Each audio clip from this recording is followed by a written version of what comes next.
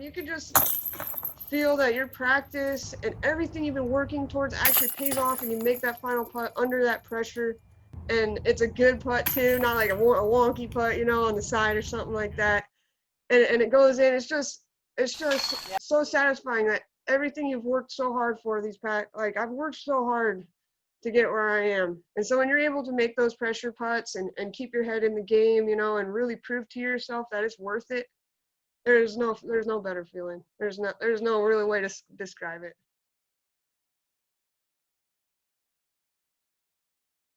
Right around 2014, 2015, it was starting to grow.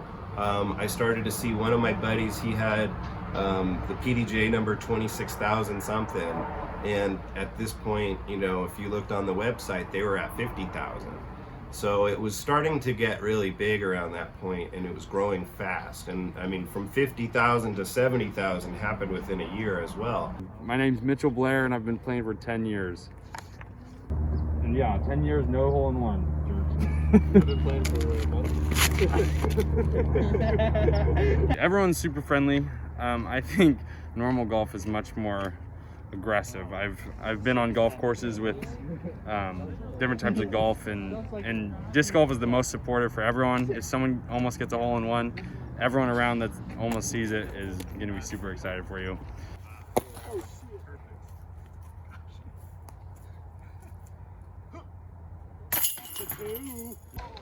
You're trying to throw a frisbee off the tee pad into the basket, and then the least amount of throws as possible.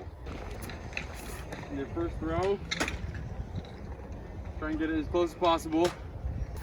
So this was the disc I threw, and basically you can throw from here. So you're throwing like this, you put your toe there, and hopefully I make it in two. Dang it. So again, you pick it up, put your toe to there, throw it in the basket in 3 throws. The par for this was 3, so I got what you're supposed to get. To pretty much say the community is my favorite part. All my friends are disc golfers pretty much. I mean, I got a couple that aren't, but without my community, there's no way I could be anything that I am. And leader of the tournament, last on the box, Amy needs to get a par here or better to win this. My dad passed away when I was real young, and so I didn't really know what to do and stuff. My cousin got me into disc golf as like an activity. Then I just got really hooked on it. So I've been playing like 10 years and probably professionally like 7 or 8. Wow, and seeing Amy step up first, this is an advantage. She makes this. She wins the tournament. Nice birdie from Amy.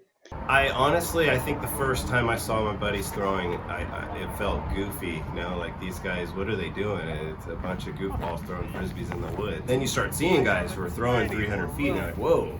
And it was cool to see that, and then, you know, to be able to figure out how to do that very quickly too. I think that's what makes it attractive.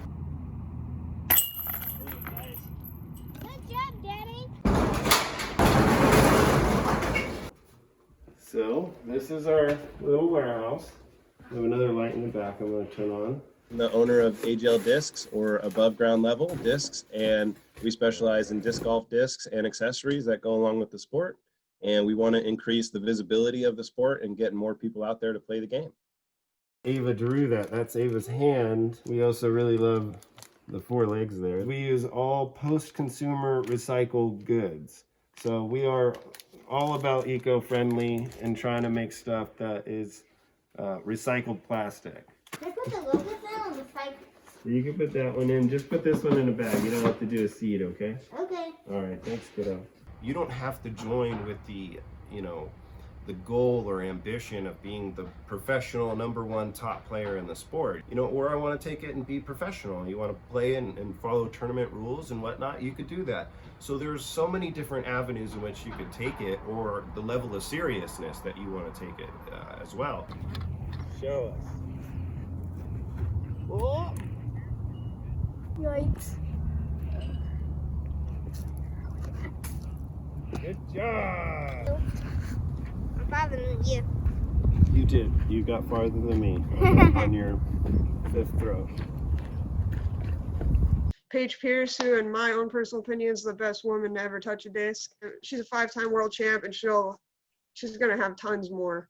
So you build these relationships with the women because we're all trying to accomplish the same goal: disc golf for a living and survive. You know.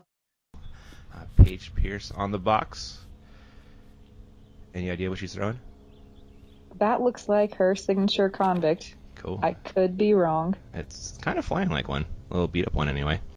I'd say just the biggest hindrance, the hardest part about being a woman is that our divisions are small. So when the men are winning $10,000, the women are winning $2,500. 2 years ago, we have a player in disc golf. His name's Paul Macbeth. He's, in my opinion, again, the best player to play disc golf. He went out and got an agent and got a contract, a $4 million contract to play disc golf with a company. And I would say after people seen that was possible, disc golf took off. Get in there.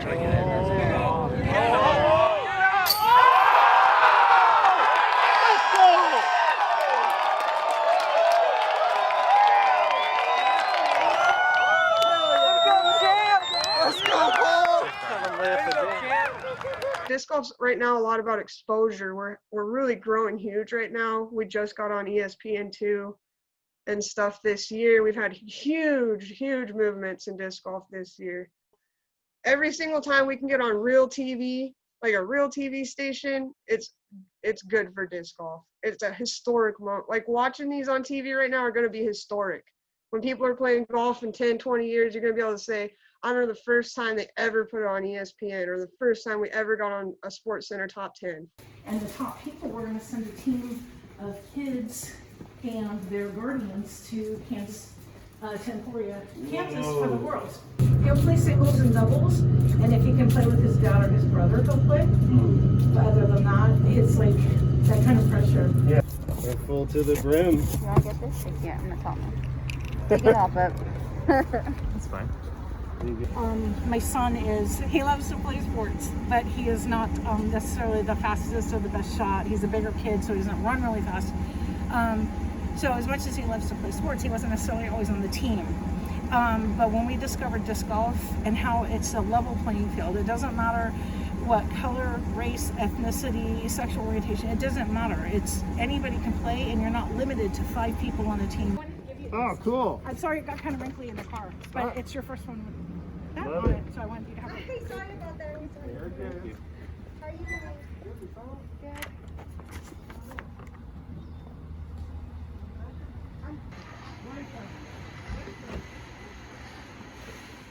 You know, I think supporting kids, supporting women, I think that's what's going to really bring, the sport up to that next level as well. And getting more of the women on more film coverage is going to be huge too. Getting the kids on film coverage is going to be huge.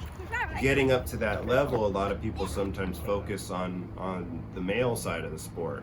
And I think that female side, which is really cool in disc golf, I don't know if you even saw, like the males got 20,000, the females got 20,000. So like the purse amount was the same. And I love that. I love that like they're keeping it as equal as possible. And the respect for game is essential. And I think that's why, I have nothing but women in my house. I want them to play. I want them to do well. I've told my wife, like, you could get into this sport and crush it. I just love Kelly Park so much that they're doing Christmas in the park here, so I'm pretty happy about that.